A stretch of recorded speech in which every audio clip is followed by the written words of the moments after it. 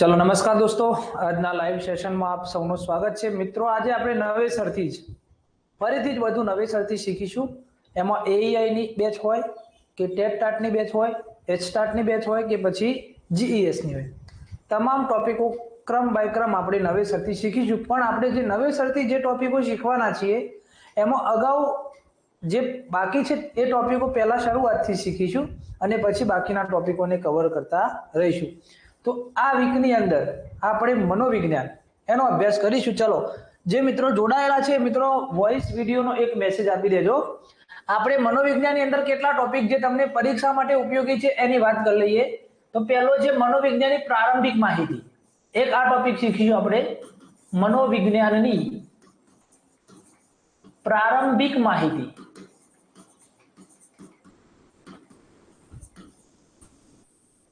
એક ટોપિક આ છે મિત્રો। બીજો ટોપિક છે અભ્યાસ પદ્ધતિઓ, મનોવિજ્ઞાનની અભ્યાસ પદ્ધતિઓ। આ બંને ટોપિકને આજે એક જ લેક્ચરમાં આપણે શીખવાના છે। 8 વાગ્યાથી 9:30 વાગ્યા સુધી આપણું લેક્ચર રહેશે અને આપણે આ વીકની અંદર મનોવિજ્ઞાનના જે પરીક્ષામાં ઉપયોગી છે એ મહત્વના ટોપિક આપણે શીખવાના છીએ। નવેસરથી બધું જ શીખીશું મિત્રો। ચલો, એના પછી આપણે શીખીશું વૃદ્ધિ, વિકાસ, વ્યક્તિગત ભિન્નતા, અને આની અંદર આપણે તરુણાવસ્થા પણ શીખીશું અને સાથે સાથે આપણે અપવાદરૂપ બાળકો શીખીશું। અપવાદરૂપ બાળકો। ચલો, આ સિવાય જે ખૂબ મહત્વનો ટોપિક છે એવો આપણો બુદ્ધિ અને બુદ્ધિ કસોટીઓ। આ બુદ્ધિ કસોટીઓ જે પરીક્ષામાં પૂછાય છે, બુદ્ધિ કસોટીઓ। એના પછી આપણે અધ્યયન શીખવાના છીએ। અધ્યયન એટલે કે શિક્ષણ, જે પાવલોવ આવશે, થોર્નડાઈક આવશે, સ્કિનરનો પ્રયોગ આવશે, આંતરસૂદ દ્વારા અધ્યયન, ચિંપાંજીનો પ્રયોગ આવશે। આ બધું જ આપણે આની અંદર શીખીશું અધ્યયનમાં। એના પછી આપણે બચાવ પ્રયુક્તિ શીખીશું। બચાવ પ્રયુક્તિ। એના પછી સાતમો ટોપિક છે મિત્રો પ્રેરણા અને આવેગ। પ્રેરણા અને આવેગ, આમાંથી પણ પ્રશ્નો પૂછાતા હોય છે। તો આ ખૂબ મહત્વના મનોવિજ્ઞાનના ટોપિક છે। મનોવિજ્ઞાન તમામ ટોપિકોને આપણે શીખીશું ક્રમ બાય ક્રમ। આ વીકની અંદર મનોવિજ્ઞાન પૂરું કરી લઈશું અને રવિવારે મનોવિજ્ઞાનનો ટેસ્ટ રહેશે। બરાબર, રેડી? ચલો, હવે આપણે આગળ વધીએ। આજે મનોવિજ્ઞાનની પ્રારંભિક માહિતીથી આ લેક્ચર આપણે અગાઉ લીધેલો હતો, પણ ક્યાંક લાઇટનો પ્રોબ્લેમ ને બીજો કોઈ હાના પ્રોબ્લેમના કારણે બે ભાગમાં લેવો પડ્યો। આજે આપણે સિંગલ પાર્ટની અંદર મનોવિજ્ઞાનનો પ્રારંભિક માહિતી અને મનોવિજ્ઞાનની અભ્યાસ પદ્ધતિઓ આ બંને સિંગલ લેક્ચરમાં પૂરું કરી લઈશું અને એના પછીનો જે નવો ટોપિક છે એ કાલે લઈશું। 8 વાગ્યાથી તે 9:30 વાગ્યા સુધી લેક્ચર રહેશે। તમને શેડ્યુલ આપેલું છે એ પ્રમાણે રહેશે। ગુરુવારે રજા રહેશે મિત્રો, અને નેક્સ્ટ વીકનું શેડ્યુલ આપ્યું છે એમાં તમને પર્યાવરણ અને વિજ્ઞાન આ બંનેના લેક્ચર અને આઈસીટી આનું શેડ્યુલ અલગથી નેક્સ્ટ વીકમાં આપીશું। બરાબર, ચલો તો હવે સ્ટાર્ટ કરી લઈએ। મનોવિજ્ઞાનની પ્રારંભિક માહિતી, મનોવિજ્ઞાન આની પ્રારંભિક માહિતી લઈએ મિત્રો। મનોવિજ્ઞાનની પ્રારંભિક માહિતી।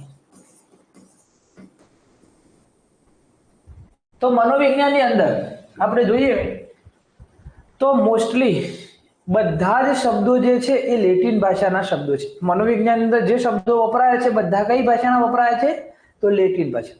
પણ મનોવિજ્ઞાન માટે જે સાયકોલોજી શબ્દ વપરાયો છે, જે મનોવિજ્ઞાનનું ટાઇટલ જ છે સાયકોલોજી, મનોવિજ્ઞાનની અંગ્રેજીમાં આપણે શું કહીશું?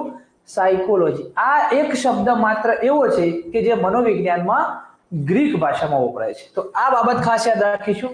મનોવિજ્ઞાન માટે સાયકોલોજી શબ્દ, સાયકોલોજી આ મનોવિજ્ઞાન માટે શબ્દ વપરાય છે અને આ કઈ ભાષામાં વપરાય? તો ગ્રીક ભાષામાં। આટલું બાબત યાદ રાખવાની, બાકી બધા શબ્દો મનોવિજ્ઞાનમાં લેટિન ભાષામાં વપરાય છે। હવે મનોવિજ્ઞાન છે એ જે તે વખતે આપણા ઋષિ મુનિઓ, પછી પાશ્ચાત્ય જોઈએ સાહિત્યકારો, એમાં તત્વજ્ઞાનીઓ, એમાં એરિસ્ટોટલ જોઈએ, પ્લુટો, આ બધાએ વર્તનના આધારે પ્રયોગો કર્યા મિત્રો, અને એટલે મનોવિજ્ઞાનનો ઉદ્ભવ ત્યાંથી થયેલો આપણે એવું માનીએ છીએ કે મનોવિજ્ઞાનનો ઉદ્ભવ તત્વજ્ઞાનમાંથી થયો છે. હવે મનોવિજ્ઞાન માટે સાયકોલોજી શબ્દ જે ગ્રીક ભાષાનો શબ્દ છે એ સૌ પ્રથમ કોણે આપ્યો? આવો પ્રશ્ન પરીક્ષામાં એકવાર પૂછાયેલો છે. તો મનોવિજ્ઞાન માટે સાયકોલોજી શબ્દ આપનાર વ્યક્તિ કોણ હતા મિત્રો? તો રુડોલ્ફ હતા. કોણ હતા? રુડોલ્ફ. આ બાબત યાદ રાખજો ખાલી કે મનોવિજ્ઞાન માટે સાયકોલોજી શબ્દ આપનાર વ્યક્તિ કોણ હતા? તો રુડોલ્ફ. રુડોલ્ફ નામના વ્યક્તિએ મનોવિજ્ઞાનને સાયકોલોજી કહ્યું છે. હવે સાયકોલોજી છે એ બે શબ્દોનો બનેલો છે. એક છે સાયકે, એક કયો શબ્દ છે મિત્રો? સાયકે, અને બીજો કયો છે? લોગોસ. તો સાયકે અને લોગોસ, તો બે શબ્દનો અર્થ જ્યારે આપણે કરીએ છીએ તો બે શબ્દો છૂટા પડે છે, જેમાં એક શબ્દ બને છે સાયકે, બીજો શબ્દ બને છે લોગોસ. હવે જે સાયકે શબ્દ બને છે, આ સાયકે એનો અર્થ શું થાય મિત્રો? તો શબ્દાર્થની દ્રષ્ટિએ આનો અર્થ થાય છે આત્મા. આનો અર્થ શું થાય છે? આત્મા. અને લોગોસનો અર્થ શું થાય છે? વિજ્ઞાન. હવે જો શબ્દાર્થની દ્રષ્ટિએ આપણે મનોવિજ્ઞાનની વ્યાખ્યા આપવા જઈએ છીએ તો મનોવિજ્ઞાનની વ્યાખ્યા શબ્દાર્થની દ્રષ્ટિએ શું બનશે કે મનોવિજ્ઞાન એ આત્માનું વિજ્ઞાન છે. આવો શબ્દાર્થની દ્રષ્ટિએ વ્યાખ્યા બને. શું વ્યાખ્યા બનશે? મનોવિજ્ઞાન એ આત્માનું વિજ્ઞાન છે. આવી વ્યાખ્યા શબ્દાર્થની દ્રષ્ટિએ આપણને જોવા મળે છે. ચલો તમને પ્રશ્ન પૂછું છું મિત્રો ઓપ્શન સાથે કે મનોવિજ્ઞાન એ શાનું વિજ્ઞાન છે? ક્વેશ્ચન આપણો છે મનોવિજ્ઞાન એ શાનું વિજ્ઞાન છે? આવો પ્રશ્ન તમને પૂછ્યો. ચલો તમારે ઓપ્શન પણ આપું: મન, આત્મા, ચેતના, ડી વર્તન. કોમેન્ટના માધ્યમથી તમારે જવાબ આપવાનો છે. તો શબ્દાર્થની દ્રષ્ટિએ મનોવિજ્ઞાન એ આત્માનું વિજ્ઞાન છે એવો અર્થ નીકળ્યો. Yes Riji Kumar, very good. મનોવિજ્ઞાન એ વર્તનનું વિજ્ઞાન છે એ આપણે જોઈએ. વ્યાખ્યા કેવી રીતે બની એ આપણે જોઈએ. તો હવે આ વ્યાખ્યા સૌ પ્રથમ મનોવિજ્ઞાન માટે આવી. તો પછી બધા વ્યક્તિઓએ કહ્યું કે જો મનોવિજ્ઞાન વિજ્ઞાન હોય તો વિજ્ઞાનની અંદર નિદર્શન હોય, પ્રયોગ પદ્ધતિ હોય, પ્રવૃત્તિ આધારિત હોય. તો આત્મા કેવા આકારનો છે, એના ઉપર કેવી રીતે પ્રયોગ કરવો, એનું નિદર્શન કેવી રીતે કરવું, આવા મતાંતરો જુદા જુદા એના ઉપર જોવા મળ્યા. એટલે મનોવિજ્ઞાનને સાબિત કરવા માટે, આત્મા તરીકે સાબિત કરવા માટે મિત્રો એક વયોવૃદ્ધ વ્યક્તિને અમેરિકાની અંદર એક કાચની પેટીમાં પૂરવામાં આવ્યા જે હવાચુસ્ત હતી. અને એ વ્યક્તિનું જ્યારે મૃત્યુ થાય છે કાચની પેટીમાં, તો આત્મા કાચની પેટીને તોડીને, મતલબ કે કાચને તોડીને બહાર નીકળી જાય છે. એટલે આત્મા ક્યાંય જોવા મળ્યો નહીં. તો આત્મા એ જોવા મળતો નથી, તો જે જોઈ શકાતું નથી એને વિજ્ઞાન કેવી રીતે માનવું? એટલે આ વ્યાખ્યા સ્વીકૃત બની નહીં. આ વ્યાખ્યા સ્વીકારવામાં ન આવે મિત્રો, સ્વીકારાઈ નહીં. તો હવે બીજો શબ્દાર્થની દ્રષ્ટિએ આત્મા, સાયકેને આપણે આત્મા કહીએ. બીજું શું કહીએ? આત્માને મતલબ કે સાયકેનો બીજો અર્થ થાય છે મન. તો બીજી વ્યાખ્યા શું આવી મિત્રો કે મનોવિજ્ઞાન એ મનનું વિજ્ઞાન છે. આવી વ્યાખ્યા, મનનું વિજ્ઞાન છે, આવી વ્યાખ્યા આવી. તો મન એ શરીરના કયા ભાગમાં છે, કયા અંગમાં મનનો વસવાટ છે એ પણ જાણી શકાતું નથી. તો મનોવિજ્ઞાન એ મનનું વિજ્ઞાન છે એ પણ સ્વીકાર્યું, કારણ કે મનને આપણે જોઈ શકતા નથી, નિદર્શન જ એનું નથી કરી શકતા, તો એનો પ્રયોગ શું કરી શકવાનો? એટલે મનોવિજ્ઞાન એ મનનું વિજ્ઞાન છે એ વ્યાખ્યા પણ સ્વીકારવામાં આવી નહીં. આ બંને ઉપર ચોકડી વાગી. ત્યાર પછી વ્યાખ્યા મિત્રો કે મનોવિજ્ઞાન એ તો ચેતનાનું વિજ્ઞાન છે. શું વ્યાખ્યા આવી? મનોવિજ્ઞાન એ ચેતનાનું વિજ્ઞાન છે. ચેતના એટલે લાગણી, અંતરની ઉર્મિઓ, ભાવો. તો લાગણીઓને પણ ક્યાં જોઈ શકાય છે, એના ઉપર પ્રાયોગિક કાર્ય કરવું હોય તો કેવી રીતે કરી શકાય? આ બધા મતાંતરો આવ્યા એટલે એ પણ વ્યાખ્યા સ્વીકારવામાં આવી નહીં. દુનિયા તો બધી શું થઈ ગઈ મિત્રો? ટેન્શનમાં આવી ગયા કે મનોવિજ્ઞાનની કોઈ વ્યાખ્યા સ્વીકારવા તૈયાર થતું નથી. તો આના માટે મિત્રો ધોરણ 11 અને 12 મનોવિજ્ઞાનની અંદર એક વાર્તા આપેલી છે સિંહ દંપતીની. તો સિંહ દંપતી એકવાર જંગલમાં ફરવા માટે ગયા. હવે એ જંગલમાં ફરવા માટે જંગલની અંદર ઊંડે સુધી ગયા તો એમને બાળકીની રડવાનો અવાજ સંભળાયો. હવે આ જે બાળકી રડતી હતી એ અવાજની દિશામાં તેઓ આગળ વધ્યા. તો એ આગળ વધ્યા તો જાડી ઝાખરાની વચ્ચે એની પાછળ બે બાળકીઓ હતી. એક 4 વર્ષની હતી, એક 1.5 વર્ષની હતી. હવે આ 4 વર્ષની બાળકી બાજુમાં બેઠેલી હતી અને 1.5 વર્ષની બાળકી હતી એ રડતી હતી. હવે રડતી હતી એટલે સિંહ દંપતીએ આજુબાજુમાં શોધખોળ કરી કે કોઈ કદાચ જંગલમાં મૂકીને રસ્તો ભૂલી ગયું હોય અથવા કોઈ આ બાળકીઓ માટે ખાવાનું શોધવા માટે ગયું. એટલે ખાસી વાર શોધખોળ કરી પણ કોઈ વ્યક્તિ મળ્યું નહીં. સિંહ દંપતી પોતે નિસંતાન હતા. એમની પત્નીને દયા આવી કે આ બંને બાળકીઓને આવી રીતે જંગલમાં કેવી રીતે રાખવી, તો આપણે એમને સાથે લઈ જઈએ. હવે સિંહ દંપતી એ બંને બાળકીઓને સાથે લઈને આવ્યા અને એમનું નામ પાડ્યું. એકનું નામ પાડ્યું અમલા અને બીજીનું નામ પાડ્યું કમલા. શું નામ પાડ્યું? અમલા અને કમલા. અમલા અને કમલા, આવા બે નામ પાડે મિત્રો. હવે એમણે આ બે બાળકીઓને નવડાઈ ધોવડાઈ અને ચોખ્ખી કરી દીધી અને એ બાળકીઓને સુવ્યવસ્થિત કરી અને ઘરમાં રાખી. હવે બાળકીઓને એમણે ખાવાનું આપ્યું, પીવાનું આપ્યું. તો બાળકીઓએ જે ખાવા માટે અને પીવા માટે જે પ્રકારે વર્તન કર્યું એ જોઈ અને સિંહ દંપતી આશ્ચર્યચકિત થઈ ગયા. કેમ આશ્ચર્યચકિત થઈ ગયા? કે પ્રાણીઓ જેવી રીતે વર્તન કરે ખાવા પીવામાં, જેવી રીતે આપણે મનુષ્ય હોઠથી પાણી પીએ છીએ, પ્રાણીઓ જીભ વડે પાણી પીએ. એટલે બંને બાળકીઓ જીભ વડે પાણી પીતી, ખાવાનું પણ એ રીતે ખાતી, ચાલતી પણ એ રીતે 4 પગે ચાલતી, મતલબ કે 2 હાથ હતા. વોઇસમાં પ્રોબ્લેમ છે મિત્રો, જણાવજો. ચલો બીજા મિત્રો વોઇસનો મેસેજ આપી દેજો, પ્રોબ્લેમ છે કે કેમ. ચલો ફાસ્ટ. સુશીલભાઈ નો મેસેજ છે કે અવાજ આવતો નથી.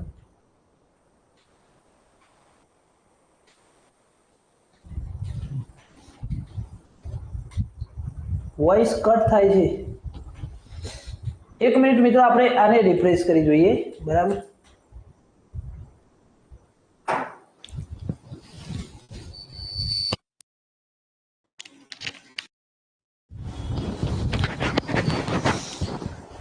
ચલો હવે આવે છે.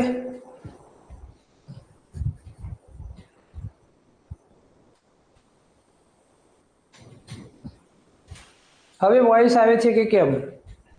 Okay, ready.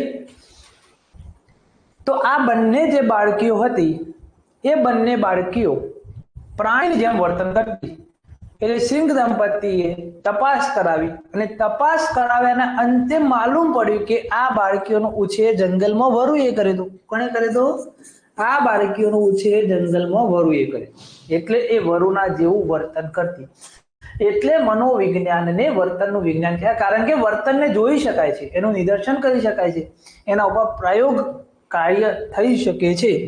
એટલે મનોવિજ્ઞાન એ વર્તનનું વિજ્ઞાન છે. આવી વ્યાખ્યા આવી. તો મનોવિજ્ઞાન એ વર્તનનું વિજ્ઞાન છે. આવી વ્યાખ્યા આપી. આ વ્યાખ્યા કોણે આપી મિત્રો? તો આ વ્યાખ્યા આપી સીટી મોર્ગને. અને આ વ્યાખ્યા સ્વીકારવામાં આવી કે વર્તનને આપણે જોઈ શકીએ છીએ, એના ઉપર પ્રયોગ કરી શકાય છે. તો સીટી મોર્ગને વ્યાખ્યા આપી કે મનોવિજ્ઞાન એ વર્તનનું વિજ્ઞાન છે.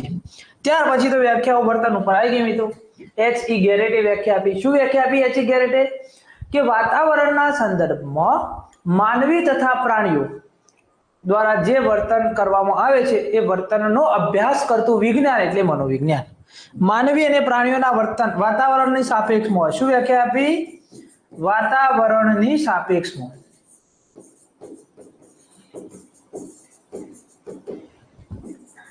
માનવી અને પ્રાણીઓના વર્તનનો અભ્યાસ કરતું વિજ્ઞાન. માનવી અને પ્રાણીઓના વર્તનનો અભ્યાસ કરતું વિજ્ઞાન એટલે મનોવિજ્ઞાન. આવી વ્યાખ્યા કોણે આપી? H.E. ગેરેટ. બુદ્ધિમાં આપણે H.E. ગેરેટને શીખીશું. H.E. ગેરેટને ક્યાં શીખવાના છે આપણે? બુદ્ધિમાં. ચલો, આ વ્યાખ્યા આપી H.E. ગેરેટ નામના વ્યક્તિ. ચલો, ક્લિયર? અહીંયા સુધી ક્લિયર? હવે આપણે આગળ વધીએ. હવે જો મિત્રો, મનોવિજ્ઞાન એ વર્તનનું વિજ્ઞાન છે. હવે મનોવિજ્ઞાન એની વ્યાખ્યા મળી ગઈ, એનો હવે અભ્યાસ શરૂ થયો. તો મનોવિજ્ઞાનનો પ્રાયોગિક ધોરણે સૌપ્રથમ અભ્યાસ કોણે કર્યો? વિલ્હેમ વોન્ટે. તો મનોવિજ્ઞાનનો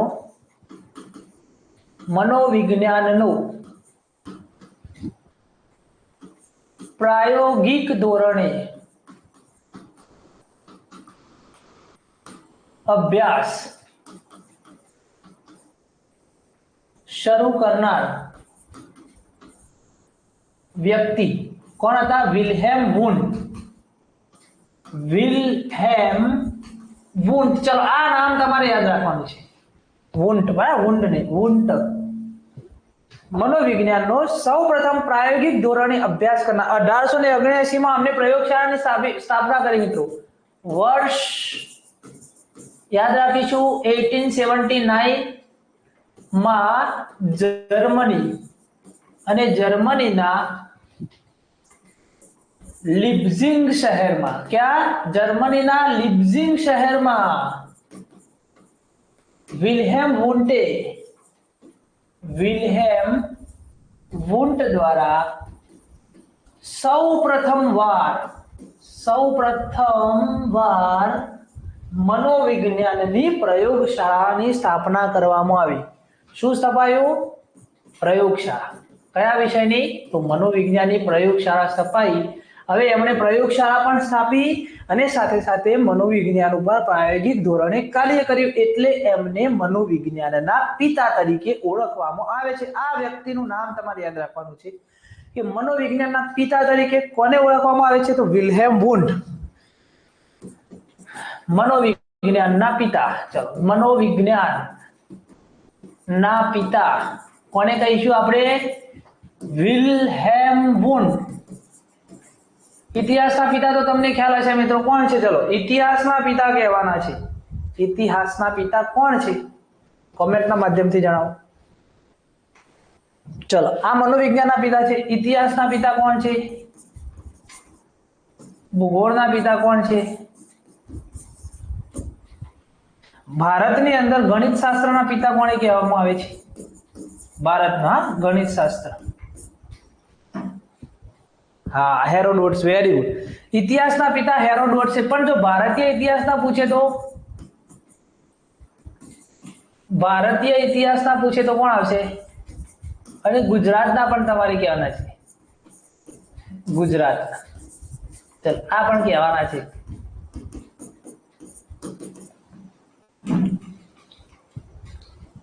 યસ, વેરી ગુડ. ભૂગોળના કોણ આવશે? ભૂગોળના આવશે થેલ્સ આવશે. કોણ આવશે? થેલ્સ. અને ભારતના ઇતિહાસના પિતા મેગેસ્થનીસ આવશે. મેગેસ્થનીસ. યસ. અને ગણિત શાસ્ત્રના યુક્લિડ નહીં. ભારતની વાત છે આપણે. ભારતના ગણિત શાસ્ત્રના પિતાની વાત છે. ભારતના ગણિત શાસ્ત્રના પિતા કોને માનવામાં આવે છે? ચલો, કોમેન્ટના માધ્યમથી જણાવો. મનોવિજ્ઞાનના પિતા વિલ્હેમ વુન્ડ. શા માટે? તો 1879 ના જર્મનીના લિપ્ઝિગ શહેરમાં સૌપ્રથમવાર એમને પ્રયોગશાળાની સ્થાપના કરી અને પ્રાયોગિક ધોરણે મનોવિજ્ઞાનનો અભ્યાસ શરૂ કર્યો. ત્યાર પછી અમેરિકાની અંદર, હા, વેરી ગુડ, આર્યભટ્ટ. ભારતના ગણિત શાસ્ત્રના પિતા કોણ આવશે મિત્રો? આર્યભટ્ટ. અને આર્યભટ્ટ કોના સમયમાં થઈ ગયા? કોઈ કહેશે? કયા વંશના, કયા શાસકના સમયમાં આર્યભટ્ટ થઈ ગયા? મિત્રો, આર્યભટ્ટ છે, એમણે શૂન્યની શોધ કરી. ચલો, શૂન્ય વિશે ખૂબ મહત્વની બાબતો છે, એ આપણે નોટ ડાઉન કરી દઈશું. શૂન્યની શોધ કોણે કરી? શૂન્યનો આકાર આ કોણે આપ્યો? અને અંકની પાછળ શૂન્ય લગાવવાની પદ્ધતિ, અંકની પાછળ શૂન્ય લગાવવાની પદ્ધતિ કોણે આપી? આ ત્રણના જવાબ તમે આપો મિત્રો. શૂન્યની શોધ કોણે કરી? શૂન્યનો આકાર જે રાઉન્ડ ગોળ છે એ કોણે આપ્યો? લંબગોળ. અને અંકની પાછળ શૂન્ય લગાવવાની પદ્ધતિ કોણે આપી? ચલો આ ત્રણ પ્રશ્નોના જવાબ તમારે આપવાના છે. ત્યાં સુધી આપણે આગળ વધીએ કે મનોવિજ્ઞાનના પિતા વિલ્હેમ વુન્ડ કહીશું. પછી અમેરિકાની અંદર અમેરિકાના કેલિફોર્નિયામાં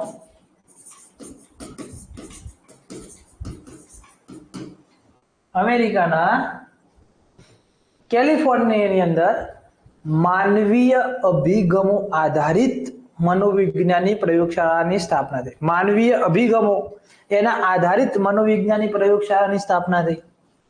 માનવીય અભિગમ આધારિત પ્રયોગશાળાની સ્થાપના થઈ. અને આ સ્થાપના આધારિત પ્રયોગશાળા સ્થપાઈ. અને આ પ્રયોગશાળા કોને સ્થાપી? વિલિયમ જેમ્સે. કોણે સ્થાપી? William James. અને આ વિલિયમ જેમ્સે સૌ પ્રથમવાર માનવીય અભિગમ આધારિત પ્રયોગશાળાની સ્થાપના કરી. એટલે વિલિયમ જેમ્સને આપણે આધુનિક મનોવિજ્ઞાનના પિતા તરીકે ઓળખીએ છીએ. ચલો બે પ્રશ્નો થયા. મનોવિજ્ઞાનના પિતા કોણ? વિલ્હેમ વુન્ડ. શા માટે મનોવિજ્ઞાનના પિતા કહેવાય? 1879 જર્મનીના લિપ્ઝિગ શહેરમાં મનોવિજ્ઞાનની પ્રયોગશાળા સ્થાપી અને પ્રાયોગિક ધોરણે મનોવિજ્ઞાનની સૌપ્રથમ શરૂઆત કરેલી. આધુનિક મનોવિજ્ઞાનના પિતા કોણ? William James. ક્યાંના વતની? અમેરિકામાં. કેમ એમને આધુનિક મનોવિજ્ઞાનના પિતા કહીશું? કારણ કે એમણે માનવીય અભિગમો આધારિત સૌપ્રથમ મનોવિજ્ઞાનની પ્રયોગશાળાની સ્થાપના કરેલી. આપણે વિલિયમ જેમ્સને મિત્રો પુસ્તક લખ્યું ધ પ્રિન્સિપલ ઓફ સાયકોલોજી. આપણે કઈ બુક લખેલી છે? The principal of psychology. ચલો વિલ્હેમ વુન્ડે પણ બુક લખેલી છે. આપણે કઈ બુક લખેલી છે? તો આપણે બુક લખેલી છે મિત્રો the principal of psychology.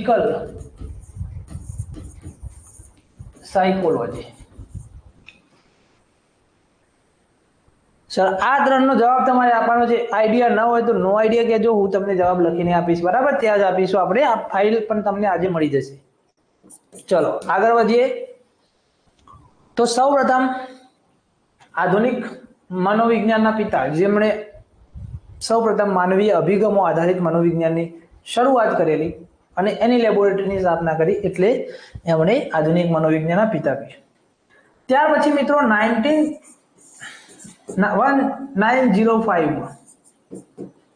બોજેન્દ્રનાથ seal okay જણાવીએ તમને, આટલું ખાલી પૂરું કરીએ. 1905 બોજેન્દ્રનાથ સીલ દ્વારા કલકત્તા યુનિવર્સિટીમાં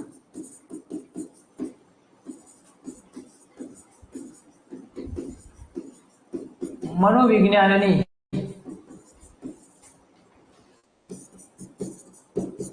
પ્રયોગશાળા સ્થાપી. એટલે તેઓ શું બન્યા? ભારતીય મનોવિજ્ઞાનના પિતા. ભારતીય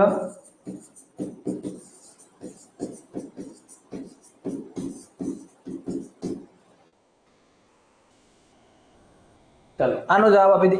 શૂન્યની શોધ કોણે કરેલી? તો શૂન્યની શોધ કરેલી આર્યભટ્ટે. કોણે કરેલી? આર્યભટ્ટે. શૂન્યનો આકાર આ 0 છે એ કોણે આપેલો? તો બ્રહ્મગુપ્તે આપેલો. બ્રહ્મગુપ્ત. અને અંકની પાછળ શૂન્ય લગાવવાની પદ્ધતિ ગ્રુત્સમદે આમણે શોધ કરી. ઓકે ચલો આ બાબત યાદ રાખજો મિત્રો, આમાંથી તમને પરીક્ષામાં પૂછાઈ શકે.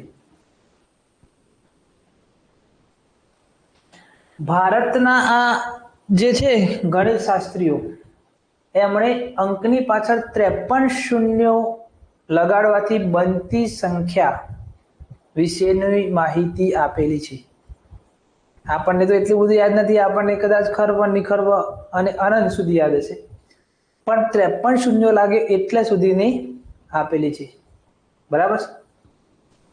ચલો, ત્યાર પછી કલકત્તા યુનિવર્સિટીની અંદર જ મનોવિજ્ઞાન એક વિભાગ તરીકે શરૂ થયું. 1922માં ભારતીય વિજ્ઞાન પરિષદમાં મનોવિજ્ઞાનનો સમાવેશ થયો. પછી આમણે બોજેન્દ્રનાથ શીલ,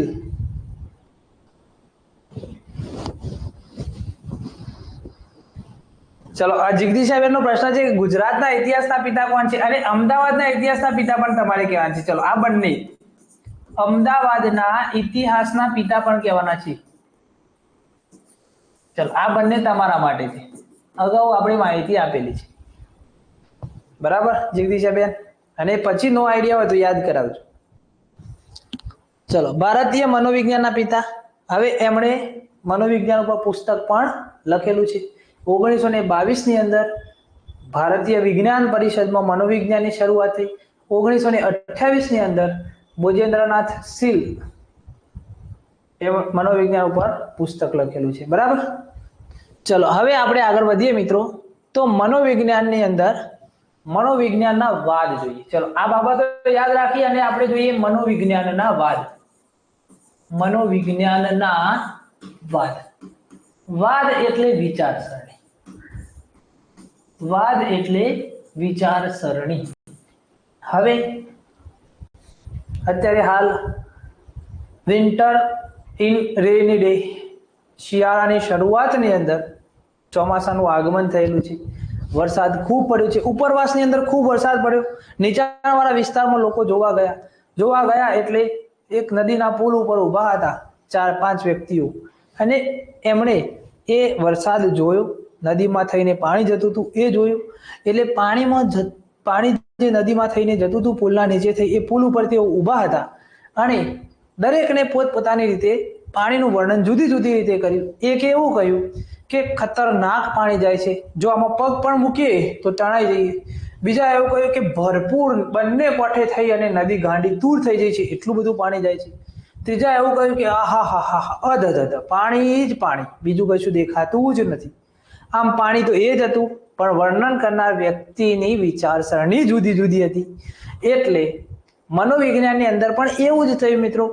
મનોવિજ્ઞાન વિષય એક હતો, પણ એની અંદર જુદી જુદી વિચારસરણીઓ આવી, અને એ જુદી જુદી વિચારસરણીઓ આવી એમાંથી 5 વિચારસરણીઓ સ્વીકારવામાં આવી, જેને આપણે કહીશું મનોવિજ્ઞાનના વાદ. તો મનોવિજ્ઞાનના વાદ કેટલા છે? તો 5 વાદ છે. મનોવિજ્ઞાનના 5 વાદ. મનોવિજ્ઞાનના 5 વાદ છે. ચલો તમને ખબર જ છે મિત્રો, આપણે આનો અભ્યાસ તૂટક લેક્ચરમાં કર્યો છે. આપણે એક સળંગ લેક્ચર, હવે મિત્રો તમને દરરોજ 1.5 કલાકનો લેક્ચર રહેશે, અને દરરોજ મારા લેક્ચર નહીં રહે. મારા લેક્ચર અઠવાડિયામાં 3 જ દિવસ રહેશે. બાકીની બીજી ફેકલ્ટીઓ તમારા લેક્ચર લેશે. એમાં પર્યાવરણ વિજ્ઞાન અને આઈસીટી આ 3 સબ્જેક્ટ હાલ આયોજિત કરેલા છે. એમાં બીજી ફેકલ્ટીઓ આવશે, અને પછી ક્રમશઃ ધીમે ધીમે આપણે બીજા બધાને જોડી લઈશું. બધું જ નવેસરથી શીખવાના છે. એઆઈ વાળા મિત્રોએ પણ ટેન્શન છોડી દેવાનું છે. એમણે પણ આપણે શરૂઆતથી બધું શીખવીશું ફરીથી. જીઈએસ વાળા મિત્રોને પણ ટેન્શન છોડી દે, કારણ કે બીજા મિત્રો આપણી સાથે જોડાઈ ગયા છે. બધું જ આપણે ફરીથી શીખવાના છે.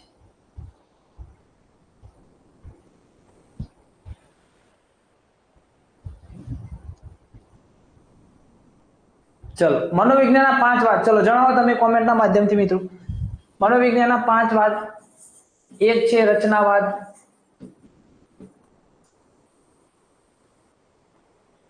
બીજો છે કાર્યવાદ, ત્રીજો છે વર્તનવાદ, ચોથો છે સમગ્રતાવાદ, અને 5મો છે મનોવિશ્લેષણવાદ.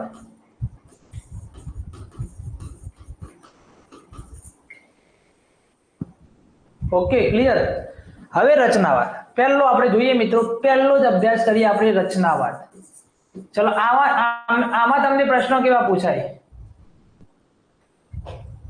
આમાં તમને કેવા જોડકા સ્વરૂપે પ્રશ્ન પૂછાય, એ પ્રશ્ન કેવા હશે એ આ વાદ પૂરા કરીને પછી તમને પ્રશ્ન સમજાવું છું કે કેવી રીતે પૂછાશે. રચનાવાદ. તો આ રચનાવાદના પ્રણેતા કોને માનવામાં આવે છે મિત્રો? આના પ્રણેતા છે વિલ્હેમ વુન્ડ. વિલ્હેમ વુન્ડ આના પ્રણેતા છે. આ વાદનો જન્મ ક્યાં થયો? ઉદ્ભવ. આ વાદનો ઉદ્ભવ જર્મનીમાં થયો. ક્યાં થયો? જર્મની. રચનાવાદીઓ કોને મહત્વ આપે છે? તો રચનાને મહત્વ આપે. રચનાને મહત્વ આપે છે. અને રચના કેવી હોય? તો રચના આંતરિક હોય છે. રચના આંતરિક હોય છે. તો હવે આનો અભ્યાસ કરવો હોય તો કઈ પદ્ધતિ વપરાય? તો આનો અભ્યાસ કરવો હોય તો આંતર નિરીક્ષણ પદ્ધતિ વપરાય. તો આંતર નિરીક્ષણ પદ્ધતિ, આનો અભ્યાસ કઈ પદ્ધતિ દ્વારા થશે? આ મનોવિજ્ઞાનની એક અભ્યાસ પદ્ધતિ છે મિત્રો, આંતર નિરીક્ષણ પદ્ધતિ, જેને આપણે હરતી ફરતી પ્રયોગશાળા પણ કહીએ છીએ. આંતર નિરીક્ષણ પદ્ધતિ એને આપણે શું કહીશું? હરતી ફરતી પ્રયોગશાળા.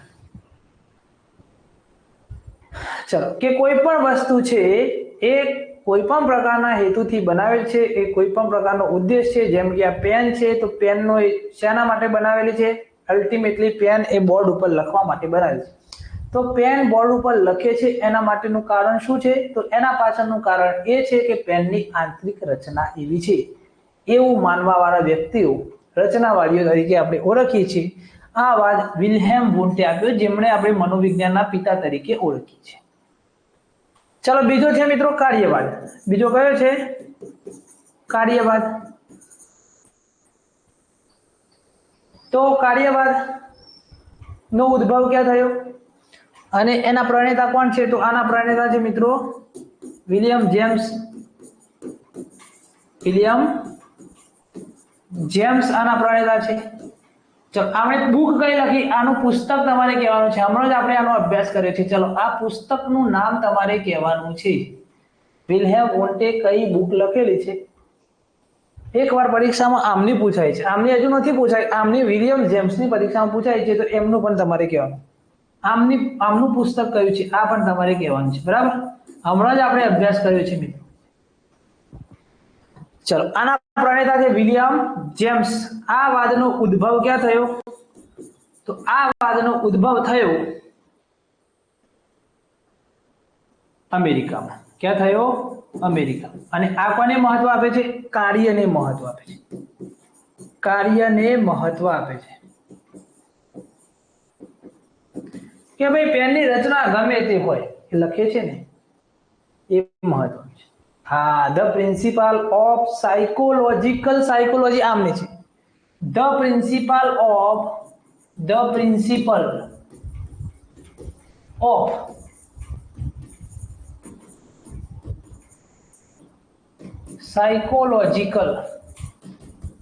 સાયકોલોજી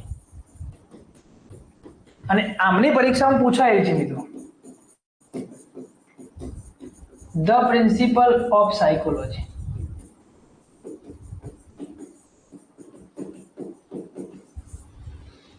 ઓકે, ચલો. કાર્યને મહત્વ આપે છે કે ભાઈ પેનની આંતરિક રચના ભલે ગમે તે પણ એ લખે છે એ મહત્વનું છે. ચલો, એના પછી ત્રીજો વાદ, વર્તનવાદ. આના વર્તનવાદના પ્રણેતા કોને માનવામાં આવે છે? તો વર્તનવાદ જેબી વોટસન. અને આ વર્તનવાદી છે મિત્રો, એમણે એવું કહ્યું કે 1 ડઝન બાળકો મને આપી દો, તમે જેને કહેશો એને હું ડોક્ટર બનાવી દઈશ, એને એન્જિનિયર બનાવી દઈશ, એને વકીલ બનાવી દઈશ, અને જેને કહેશો એને ભિખારી પણ બનાવીને આપીશ. કેમ એવું કહ્યું? કે માનવીના મન ઉપર વ્યક્તિના વર્તનની અસર પડે છે. એટલે તમે જેવું કરો છો એવું તમારું બાળક કરે છે.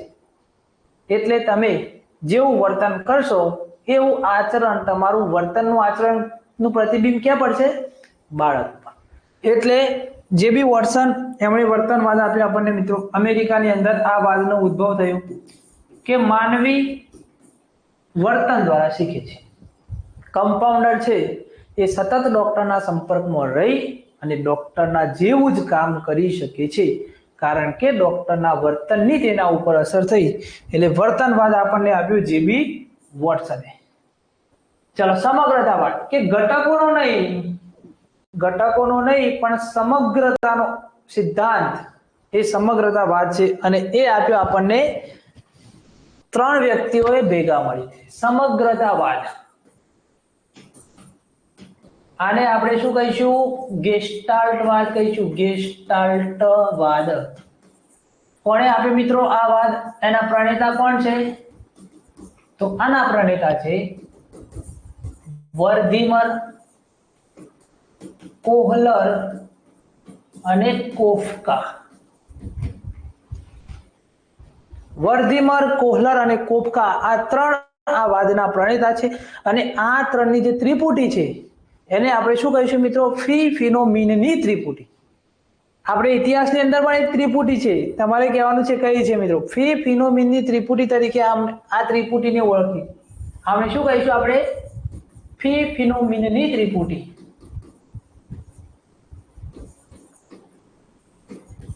ચલો ગેસ્ટાલ્ટવાદ એના પ્રણેતા છે વર્ધીમર, કોહલર, કોફકા. આ વાદનો ઉદ્ભવ ક્યાં થયો? તો આ વાદનો ઉદ્ભવ થયો જર્મનીમાં.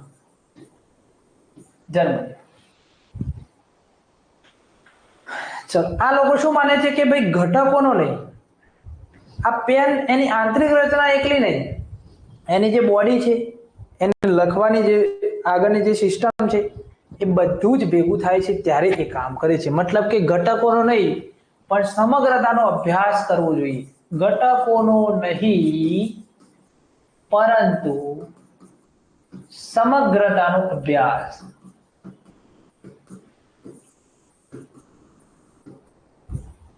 આમણે મિત્રો આપણને એક અધ્યયનનો સિદ્ધાંત આપ્યો છે. કોઈ કહે છે કમેન્ટના માધ્યમથી કહેવાનું કે આમણે અધ્યયનનો કયો સિદ્ધાંત આપેલો છે?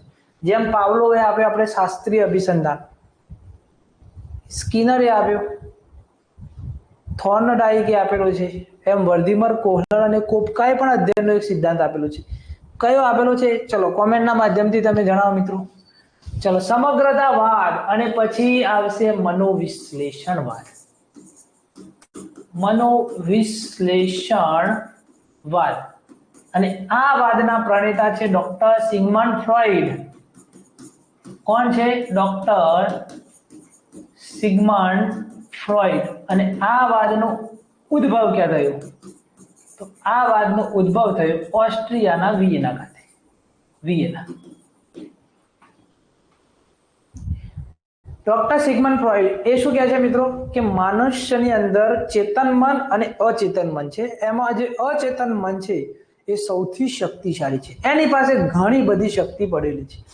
જેમ કે કોઈ ચાલી ન શકનાર વ્યક્તિ, એની પાછળ હડકાયું કૂતરું જો પડે તો એ વ્યક્તિ ચાલી નથી શકતો, એ અચાનક દોડવા લાગે છે. તો એની અંદરની શક્તિ જે છે એ એના કારણે દોડવા લાગ્યું. એટલે ચેતન મન અને અચેતન મનનો આપણે ખ્યાલ આવ્યો.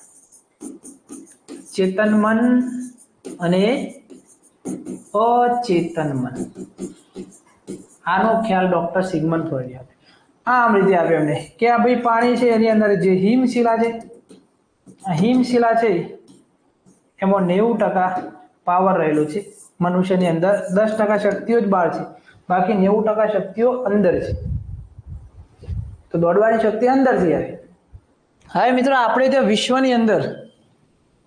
વિશ્વની અંદર સૌથી ઊંડી ખીણ છે સમુદ્રની અંદર. આ સમુદ્ર છે, આ સમુદ્રનું ગહન સમુદ્રી મેદાન છે અને એ મેદાનની અંદર આમ ખીણ છે. ધારો કે આ મેદાન છે અને મેદાનની અંદર આ ઊંડી ખીણ છે. 11,022 મીટર છે. કેટલી છે? 11,022 મીટર. આ ખીણનું નામ કોઈને ખ્યાલ હોય તો હિમાલય પર્વત 8,848 મીટર ઊંચો છે. જ્યારે સમુદ્રના ગહન મેદાનની અંદર 11,022 મીટર ઊંડી ખાઈ છે. એ ખાઈનું નામ શું છે કોઈ કહે છે? અને કયા સમુદ્રમાં આવેલી છે એ પણ કહેવાનું છે. ચલો હવે આપણે આગળ વધીએ મિત્રો. મનોવિજ્ઞાનના જે વાદ છે, 5 વાદ એ આપણે પૂરા કર્યા. અને હવે મનોવિજ્ઞાનના અભિગમો જોઈએ. પણ એ પહેલા મનોવિજ્ઞાનના 5 વાત, એના પ્રણેતા, એનો ઉદ્ભવ ક્યાં થયો એ તમારે કોમેન્ટના માધ્યમથી કહેવાનું છે. ચલો, મનોવિજ્ઞાનના 5 વાત. રચનાવાદ. ચલો, આ રચનાવાદ જે છે અહીંયા આપણે લખી દઈએ પ્રણેતા, જોડકા સ્વરૂપે આ પૂછાય છે, અને ઉદ્ભવ. ચલો, આટલી જ માહિતી તમારે આપવાની છે. રચનાવાદ,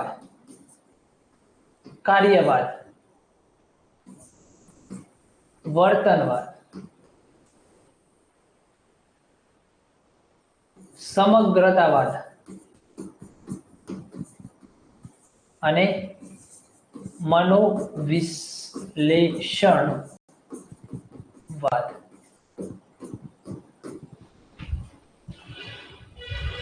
હા, Wilhelm Wundt, Germany. Very good. Wilhelm wound.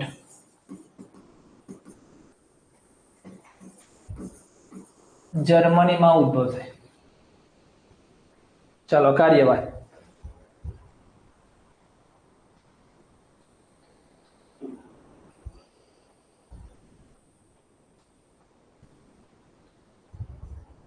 ફટાફટ મિત્રો કોમેન્ટના માધ્યમથી તમારે કહેવાનું છે. Yes, William James, America. William James ક્યાં થયો? તો અમેરિકાની અંદર આનો ઉદ્ભવ થયો. ચલો, વર્તનવાદ તો જેબી વોટસન, આનો પણ ક્યાં થયો મિત્રો? તો અમેરિકાની અંદર થયો. સમગ્રતાવાદ વર્ધીમાર, કોહલર, કોફકા, જર્મની, અને ડોક્ટર સિગમન્ડ ફ્રોઈડ.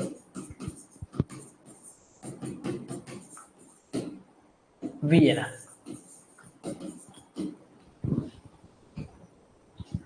આ વિયેના છે એ શેના માટે પ્રખ્યાત છે? કોઈ કહે છે એક સંધિ થયેલી છે વિયેનાની અંદર.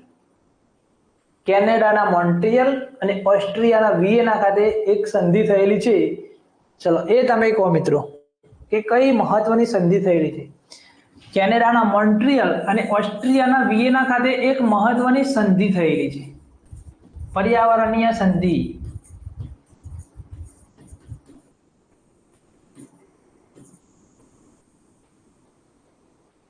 Yes, 16 September. Ozone O3, 16 September. Very good, ozone ભાઈ. ચલો, ખૂબ સરસ. જિગ્દીશાબેનને યાદ છે બધું. ચલો, હવે આપણે આગળ વધીએ મિત્રો. મનોવિજ્ઞાનના અભિગમ. તો મનોવિજ્ઞાનના 6 અભિગમ છે. મનોવિજ્ઞાનના અભિગમો કેટલા છે? તો 6 અભિગમ. 6 છે. કેટલા છે? 6. ચાલો, એક આવશે જૈવીય અભિગમ. એક કયો આવશે? જૈવીય અભિગમ.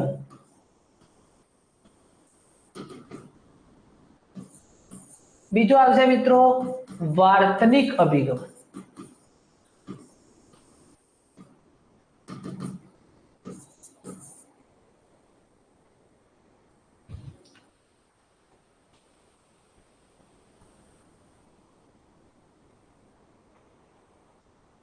चलो, जैविक अभिगम, वार्तनिक अभिगम, मानवतावादी अभिगम,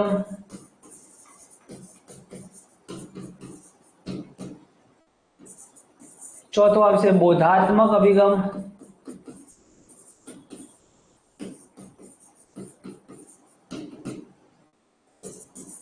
मनोगत्यात्मक अभिगम,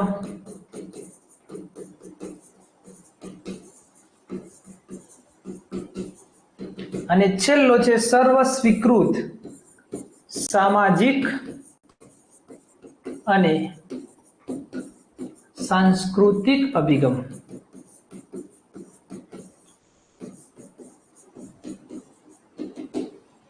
મનોવિજ્ઞાન ની અંદર જે અભિગમો છે મિત્રો, જૈવિક અભિગમ વેબર, ફેકનર, હેલ્મહોલ્ટ્ઝ આ એવું માને છે કે મનુષ્ય એના જીવનકાળ દરમિયાન જે કંઈ પણ વર્તન કરે છે એ એના વારસાને અને આનુવંશિકતાને આભારી છે. એટલે કે જે સજીવ છે એની અંદર જે આનુવંશિકતા છે એના કારણે એ વર્તન કરતો હોય છે. ત્યાર પછી વાર્તનિક અભિગમ. તો વાર્તનિક અભિગમ તો તમને ખબર છે કોને આવે મિત્રો? જેબી વોટસને. માનવતાવાદી અભિગમ, આ મિત્રો ખૂબ મહત્વનો છે. અબ્રાહમ મેસ્લો, જેને આપણને પ્રેરણાનો સિદ્ધાંત પણ આપેલું છે. એમાં આપણે ડિટેલમાં અબ્રાહમ મેસ્લોને ભણીશું. અબ્રાહમ મેસ્લો મનોવિજ્ઞાન માટે ખૂબ ઇમ્પોર્ટન્ટ છે. આપણે એનો અભ્યાસ કરીશું, ઇન ડેપ્થ અભ્યાસ કરવાના છીએ. પણ પ્રેરણા અને આવેગનું જ્યારે ચેપ્ટર ચલાવીશું એમાં એનો અભ્યાસ કરીશું. ચલો, બોધાત્મક અભિગમ કોને આપ્યો? જીન પિયાજે આપ્યો. કોને આપ્યો? જીન પિયાજે. મનોગત્યાત્મક અભિગમ કોને આપ્યો મિત્રો? ડોક્ટર સિગમન્ડ ફ્રોઈડ દ્વારા મનોગત્યાત્મક અભિગમ આપવામાં આવ્યો. અને આ સર્વસ્વીકૃત છે, એટલે આ કોઈને આપેલો નથી, પણ મનુષ્ય સમાજ અને સંસ્કૃતિમાંથી એના વર્તન ઉપર અસર જોવા મળે છે, એમાંથી શીખતો હોય છે. એ સર્વ સ્વીકૃત અભિગમ છે. તો મનોવિજ્ઞાનના 5 વાત છે, 6 અભિગમ છે. મનોવિજ્ઞાનની બેઝિક માહિતી એ ખાસ તમારે યાદ રાખવાની છે. અને હવે આપણે જોઈએ મનોવિજ્ઞાનની અભ્યાસ પદ્ધતિઓ. શું જોઈશું મિત્રો? હવે મનોવિજ્ઞાનની અભ્યાસ પદ્ધતિઓ. તમને ખબર જ છે, આપણે તૂટક લેક્ચરમાં તો અભ્યાસ કર્યો છે.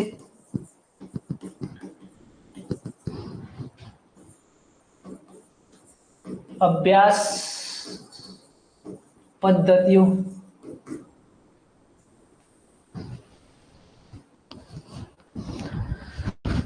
ચલો રેડી મિત્રો, તમારા માટે હિસ્ટ્રી ખૂબ મહત્વની વિષય વસ્તુ સાથે તૈયાર કરેલું છે, બરાબર? એનું મટીરિયલ ખૂબ જ ઊંડાણથી તૈયાર કર્યું છે. એ હિસ્ટ્રીના લેક્ચર મારે લેવાના છે. અહીંયા એકેડેમીની અંદર કહી દીધું છે કે હિસ્ટ્રી મને આપજો, એટલે આપણે ડન કહી દીધું છે. એ સાહેબ તમે લેજો. ખૂબ મજાથી હિસ્ટ્રી ભણીશું આપણે.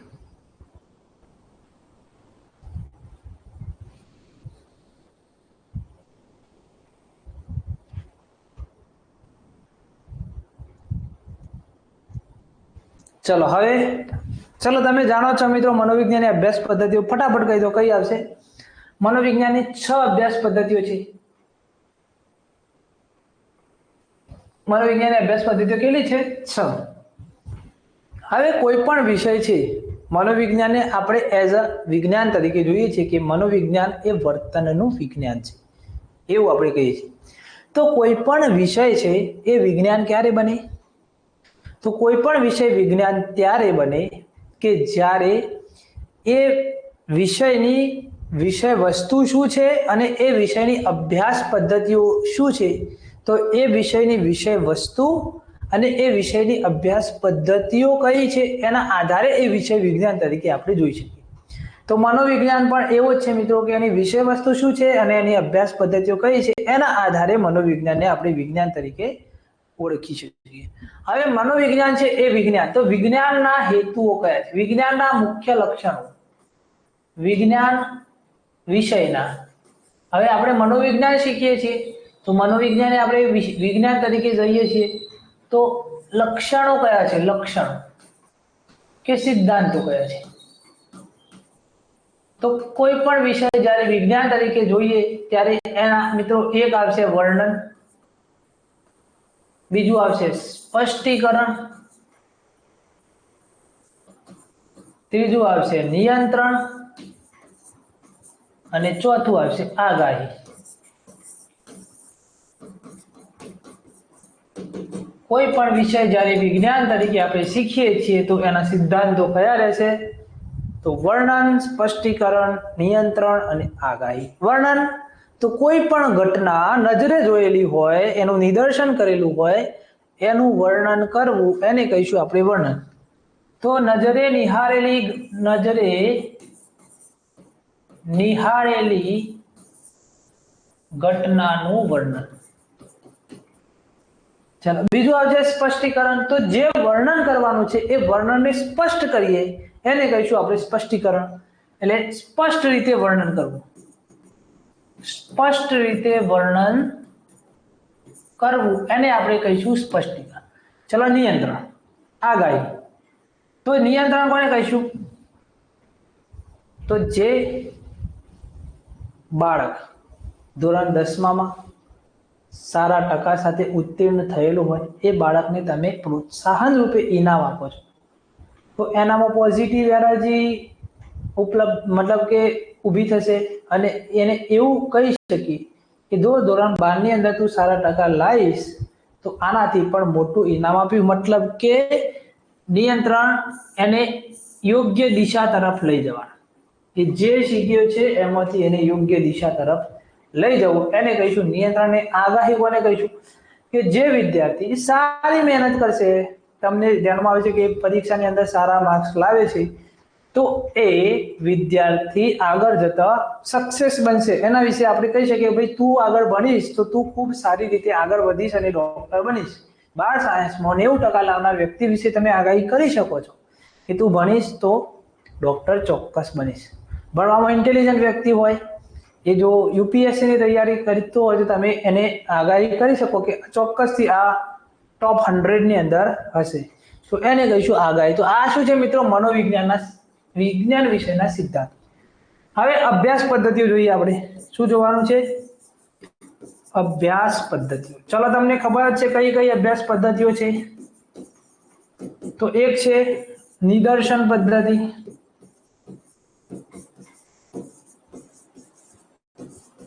બીજી છે પ્રયોગ પદ્ધતિ,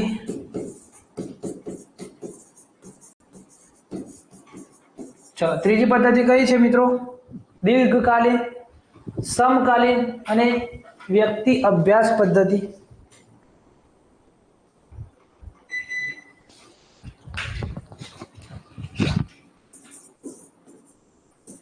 દીર્ઘકાલીન, સમકાલીન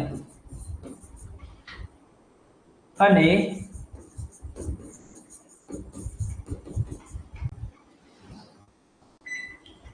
વ્યક્તિ અભ્યાસ પદ્ધતિ. ચલો 3 થઈ, હજુ 4 5 6 છે. ચોથી કઈ આવશે? પ્રશ્નાવલી આવશે. પાંચમી કઈ આવશે મિત્રો? મુલાકાત પદ્ધતિ. અને છઠ્ઠી અને અંતિમ મનોવિજ્ઞાનની કસોટીઓ. આ મનોવિજ્ઞાનની અભ્યાસ પદ્ધતિઓ છે. ચલો હવે નિદર્શન પદ્ધતિ, પ્રયોગ પદ્ધતિ આને આપણે ડિટેલમાં જોઈએ. તો પહેલી પદ્ધતિ આપણે જોઈએ મિત્રો નિદર્શન પદ્ધતિ. નિદર્શન પદ્ધતિ તો આના પણ 6 પેટા પ્રકાર છે. આના પણ કેટલા પ્રકાર છે? 6 પેટા પ્રકાર છે. ચલો તમે કોમેન્ટના માધ્યમથી જણાવો કયા 6 પેટા પ્રકાર છે, કારણ કે તમારી કોમેન્ટ બંધ થઈ ગઈ છે. તમારે કહેવાનું છે મિત્રો 6 પેટા પ્રકાર.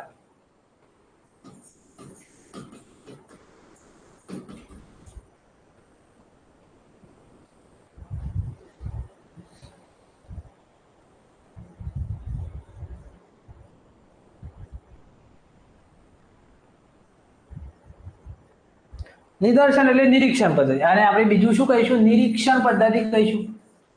નિરીક્ષણ પદ્ધતિ. નિદર્શન પદ્ધતિ એટલે નિરીક્ષણ પદ્ધતિ. ચલો એમાં એક આવશે આંતર નિરીક્ષણ પદ્ધતિ. એ કઈ આવશે મિત્રો? તો આંતર નિરીક્ષણ પદ્ધતિ.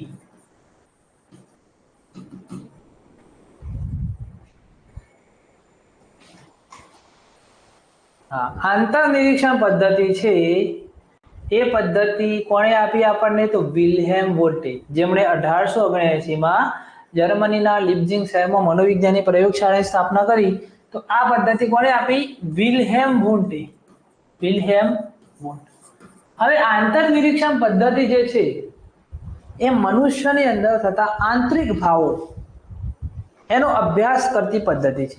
મનુષ્યની અંદર જે લાગણીઓ છે, ચેતનાઓ છે, ઉર્મિઓ છે એ બધાનો અભ્યાસ કરતી પદ્ધતિ એટલે આંતર નિરીક્ષણ પદ્ધતિ. હવે તમારા મનની અંદર, તમારા શરીરની અંદર કયા ભાવો અત્યારે પ્રગટ થતા હશે, કઈ લાગણીઓ હશે, કઈ ભાવનાઓ હશે, કઈ ઉર્મિઓ હશે, એ મને તો શું ખબર પડે? તમે મારી સામે બેઠેલા હોય તો પણ, તો હું તો એનું અવલોકન કરી શકતો નથી, એનું નિરીક્ષણ કરી શકતો નથી કે એના ઉપર કોઈ અભ્યાસ કરી શકતો નથી. તો આનું નિરીક્ષણ કોણ કરી શકશે? તો ફક્ત ને ફક્ત એ વ્યક્તિ કે જેની અંદર આ ભાવો ઉત્પન્ન થાય છે. તો એ પદ્ધતિને આંતર નિરીક્ષણ પદ્ધતિ કહીએ. કઈ જગ્યાએ નિરીક્ષણ થાય? તો ગમે તે જગ્યાએ. ખાવા બેઠા હોય તો પણ વિચારો આવે, લાગણીઓ ઊભી થાય, બસમાં ફરવા નીકળ્યા હોય, મુસાફરી કરતી વખતે પણ ભાવ વિભોર લાગણી સભર થઈ જાવ છો. તો આ નિરીક્ષણ પદ્ધતિને હરતી ફરતી પ્રયોગશાળા તરીકે ઓળખવામાં આવે છે. જો મિત્રો, આ ખૂબ મહત્વનું છે કે મનોવિજ્ઞાનની કઈ પદ્ધતિ એને હરતી ફરતી પ્રયોગશાળા કહેવાય. હરતી ફરતી પ્રયોગશાળા તરીકે આપણે આ પદ્ધતિને ઓળખીએ છીએ. આ પદ્ધતિને સ્વનિરીક્ષણ પણ કહેવાય. સ્વનિરીક્ષણ પદ્ધતિ તરીકે પણ ઓળખીએ છીએ. અને આની અંદર કોઈ જ ઇન્સ્ટ્રુમેન્ટનો ખર્ચ પડતો નથી, એટલે આને બિન ખર્ચાળ પદ્ધતિ કહીએ છીએ. બિન ખર્ચાળ, આમાં કોઈ જ ખર્ચ થતો નથી, એટલે આને આપણે કહીશું બિન ખર્ચાળ. આમાંથી તમને મોસ્ટલી પ્રશ્નો પૂછી લે કે હરતી ફરતી પ્રયોગશાળા એટલે કઈ પદ્ધતિ? તો આંતર નિરીક્ષણ પદ્ધતિ. કોણે આપી? વિલ્હેમ વૂન્ટે. કેવી છે? બિન ખર્ચાળ છે. શું કહીશું એને? સ્વનિરીક્ષણ પણ કહીશું. ચલો, બીજી પદ્ધતિ કુદરતી નિરીક્ષણ.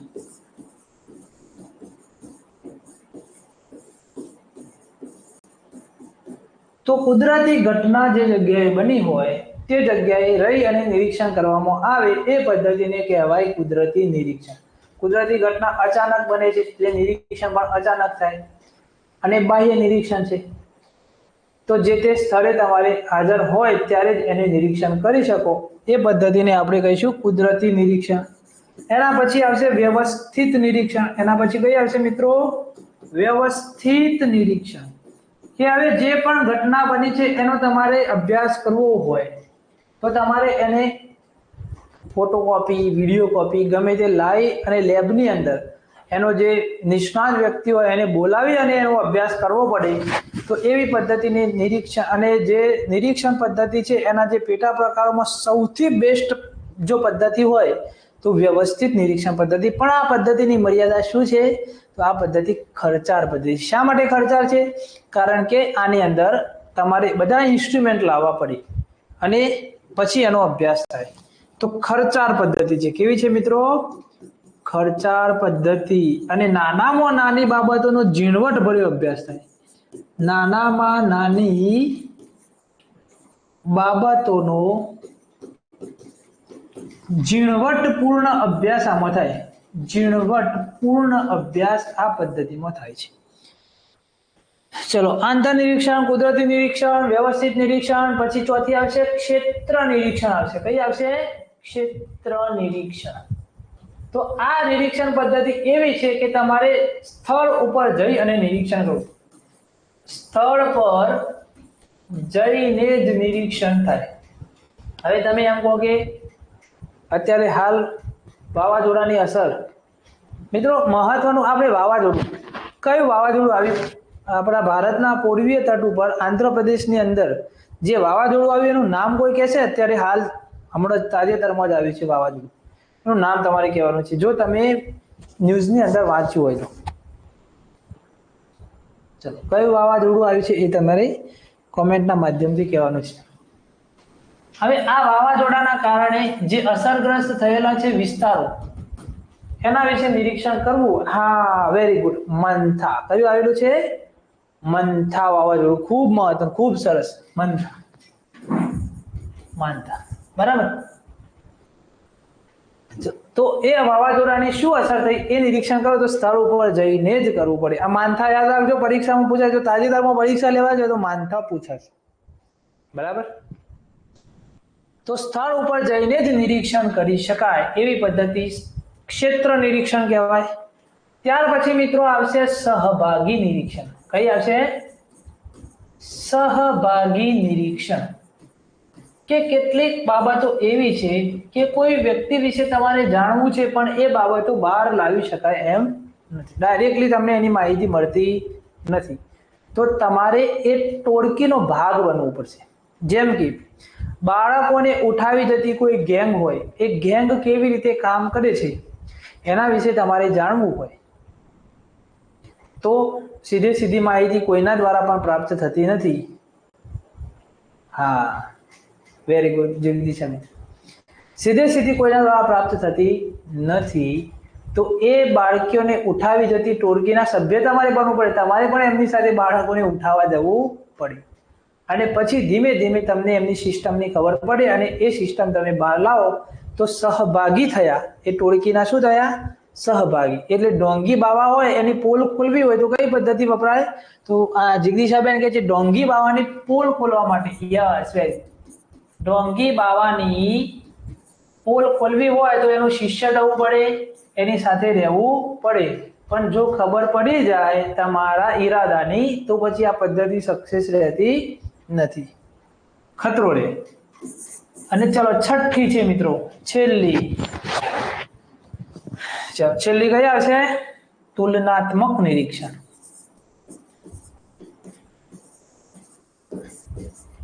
તો બે પરિસ્થિતિઓ વચ્ચે તુલના કરવી.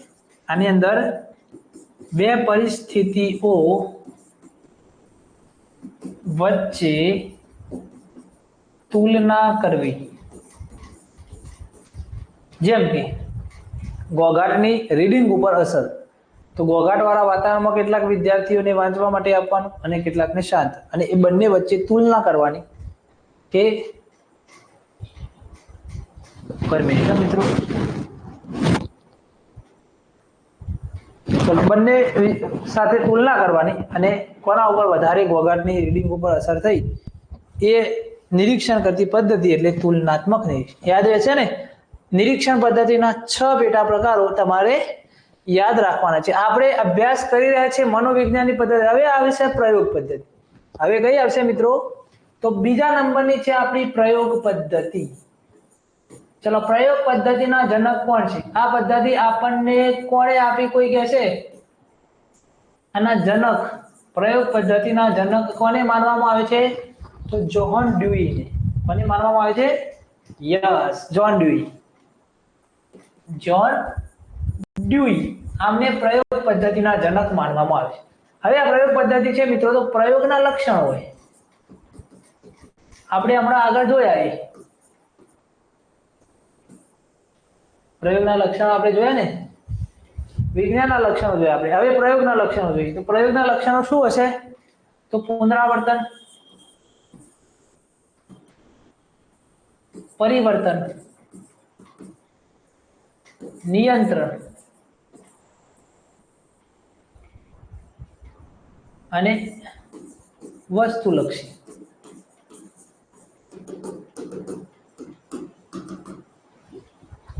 તો પ્રયોગની અંદર પુનરાવર્તન મહત્વનું છે. એકનો એક પ્રયોગ અલગ અલગ વિદ્યાર્થીઓ ઉપર કરવામાં આવે અને એની અસર તપાસવામાં આવે તો એની અસરમાં જે પરિવર્તન જોવા મળે છે એ આપણને આ પદ્ધતિ પ્રમાણે જોવા મળશે. તો પુનરાવર્તન એટલે કે એકનો એક પ્રયોગ અલગ અલગ વય જૂથના વ્યક્તિ ઉપર કરવું.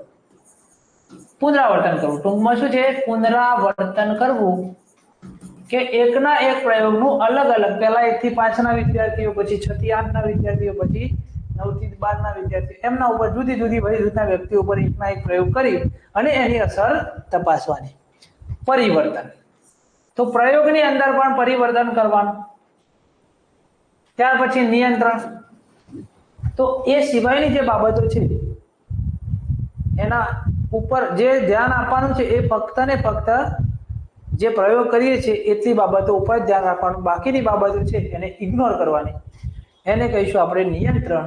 અને વસ્તુલક્ષી કોને કહીશું? તો ભેદભાવ રાખ્યા વગર મૂલ્યાંકન કરવાનું, એને કહીશું આપણે વસ્તુલક્ષી. તો આ છે પ્રયોગના લક્ષણો. પ્રયોગ પદ્ધતિના જનક ખાસ યાદ રાખવાના. કોણ છે? John Dewey. ચલો, હવે પ્રયોગ પદ્ધતિ પછી કઈ પદ્ધતિ હતી મિત્રો? પ્રયોગ પદ્ધતિ પછી ત્રીજા નંબરની કઈ હતી? ચલો ફટાફટ કોમેન્ટના માધ્યમથી જણાવો. આપણી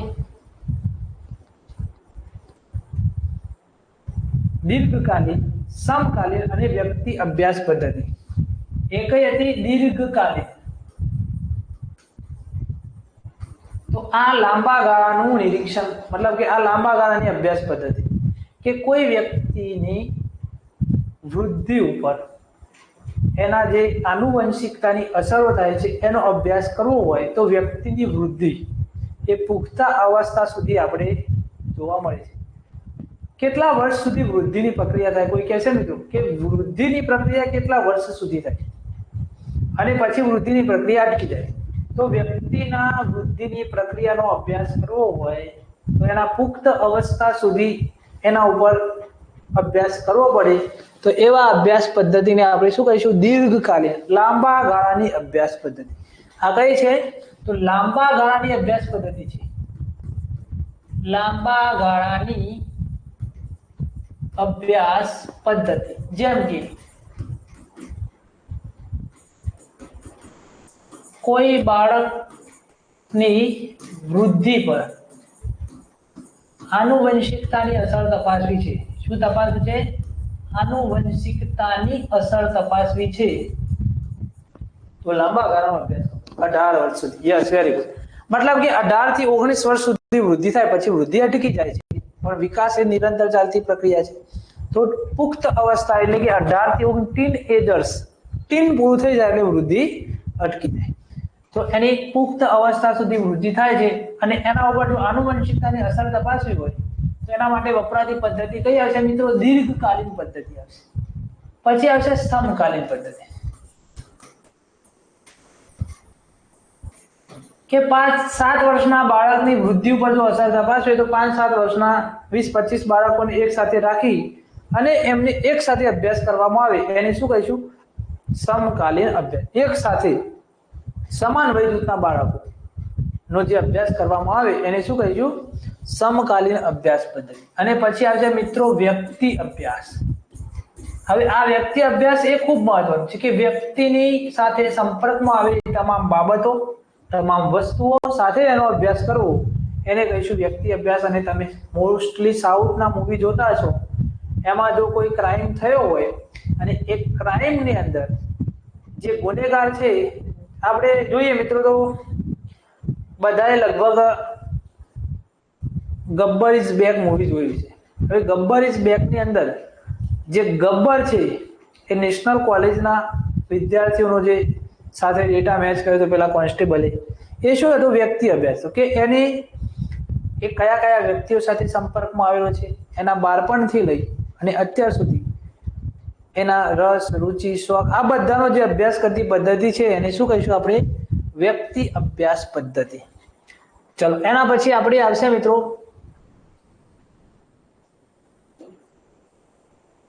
આ ત્રીજી થઈ. પછી પ્રશ્નાવલી પદ્ધતિ આવશે. કઈ આવશે? પ્રશ્નાવલી.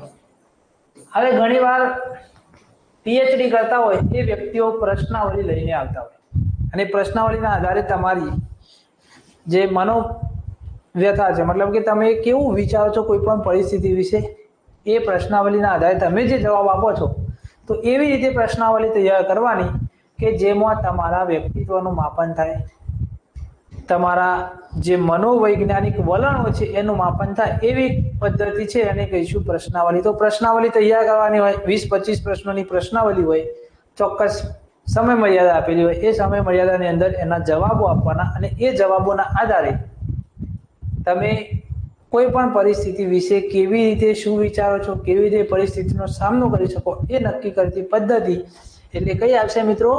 પ્રશ્નાવલી પદ્ધતિ. પછી એના પછી આપણે જોયું તો મુલાકાત પદ્ધતિ. મુલાકાત પદ્ધતિ. તો મુલાકાત પદ્ધતિને અંગ્રેજીમાં શું કહીશું? ઇન્ટરવ્યુ. શું કહીશું? ઇન્ટરવ્યુ. હવે આ જે મુલાકાત પદ્ધતિ છે એ બે પ્રકારની છે. એક છે ઔપચારિક મુલાકાત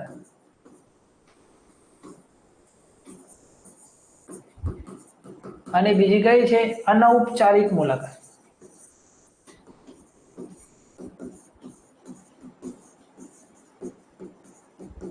બાળકની કોઈ પરીક્ષા કે માતા પિતાનું ઇન્ટરવ્યુ લેવું નહીં. આરટી ની કઈ કલમ છે મિત્રો? આરટીઈ એક્ટ 2009 ની કઈ કલમમાં ઇન્ટરવ્યુ પર પ્રતિબંધ મૂકેલો છે?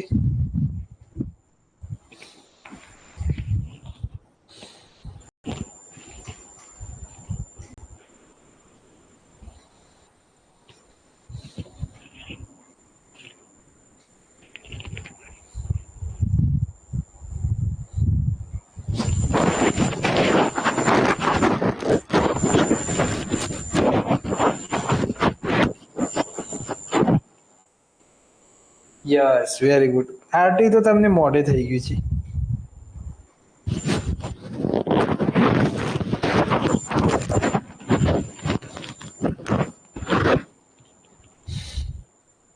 ચલો, હવે ઔપચારિક મુલાકાત છે એમાં શું હોય મિત્રો? ફિક્સ હોય, સમય મર્યાદા, સમય નક્કી કરેલો હોય, સમય, સ્થળ બધું જ ફિક્સ હોય. બધું શું હોય? ફિક્સ હોય. સાથે સાથે ઇન્ટરવ્યુ લેનાર વ્યક્તિ એમની સાથે ઔપચારિક મુલાકાત કરવાની છે, આ બધું ફિક્સ હોય. જ્યારે અનૌપચારિક મુલાકાત, તમે લિફ્ટમાંથી નીચે ઉતરતા હોય, અચાનક કોઈ વ્યક્તિ સાથે ભેટો થઈ જાય અને એ વ્યક્તિ સાથે તમારી પ્રશ્નોત્તરી થાય, એમાં કોઈ ટાઈમનું નક્કી ના હોય, સ્થળ નક્કી ના હોય કે પ્રશ્નો પણ નક્કી ના હોય, એવું ઇન્ટરવ્યુ થાય એને શું કહીશું? અનૌપચારિક મુલાકાત. તો બે પ્રકારની પદ્ધતિઓ છે, એક ઔપચારિક મુલાકાત છે, બીજી અનૌપચારિક મુલાકાત છે. આની અંદર સમય સ્થળ બધું ફિક્સ હોય, આની અંદર કશું ફિક્સ હોય નહીં અને અચાનક જ તમારું ઇન્ટરવ્યુ લેવાઈ જતું હોય. તો આ છે મુલાકાત પદ્ધતિ. અને છેલ્લી પદ્ધતિ છે મિત્રો આપણી મનોવિજ્ઞાનની મનોમાપન કસોટીઓ. મનોમાપન કસોટીઓ.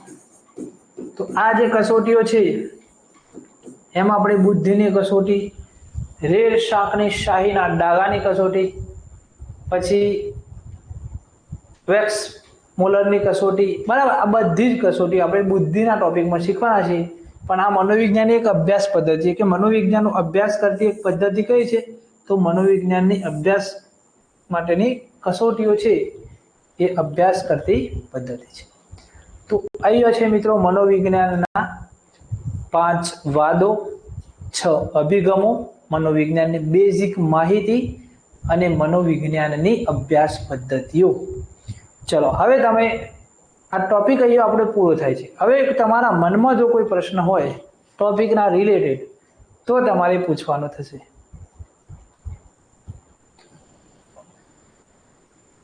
ચલો, હવે મિત્રો આ ટોપિકના રિલેટેડ કોઈ પ્રશ્ન હોય તો તમે જણાવો. આપણે ડે ટુ ડે લેક્ચર રહેશે, એમાં ગુરુવારે રજા રહેશે. કયા વારે રજા રહેશે? ગુરુવારે. અને રવિવારે તમારો ટેસ્ટ રહેશે. રવિવારે સવારે 10 વાગે ટેસ્ટ હશે, સાંજે એનું સોલ્યુશન.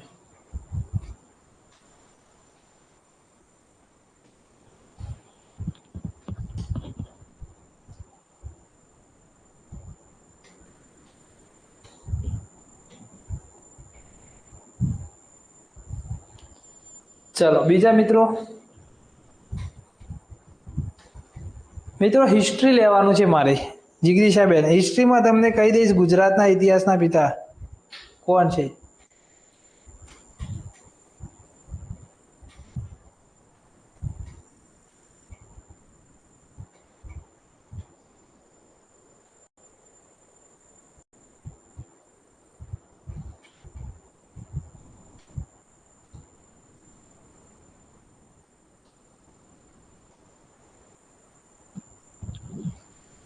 ચલો, કોઈને પ્રશ્ન ના હોય તો આયો લેક્ચર ડન કરીએ છીએ.